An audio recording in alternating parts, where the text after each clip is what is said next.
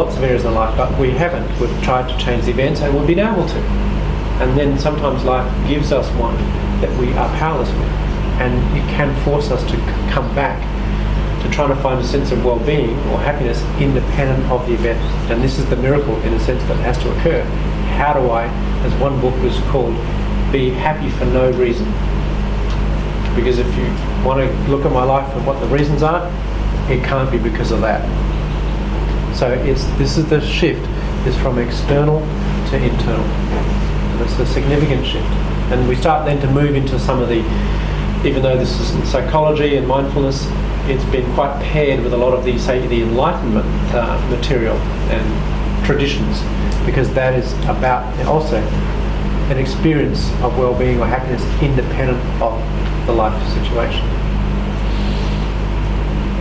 Apparently the samurai warriors used to say goodbye to their life before they went into battle. They were sort of trained at a high level of mental mastery and physical prowess, and their argument was that they were trained to, the samurai monks / warriors, and they were trained to be responsible for looking after the king. And so the mastery that was required was that when they were in battle, the choice of stroke that they had to make was what was most effective in that moment, not what would potentially keep them out of harm. So to be perfectly efficient, they had to actually be completely non-attached to their life, and they had to say, well, I need to do, whatever it is that I have to do that independent of its consequences.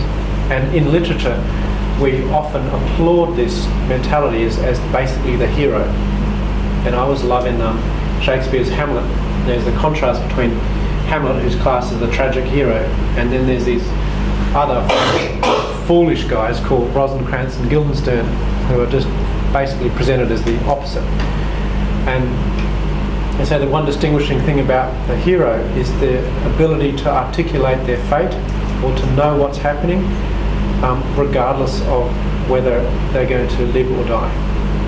And we kind of honour this mentality in literature as the heroic way of being. And so Hamlet dies, I think, by the sword, trying to save the state of Denmark that's rank. And Rosencrantz and Guildenstern die by being hit in the back of the head in the middle of the night and they have no idea what happened.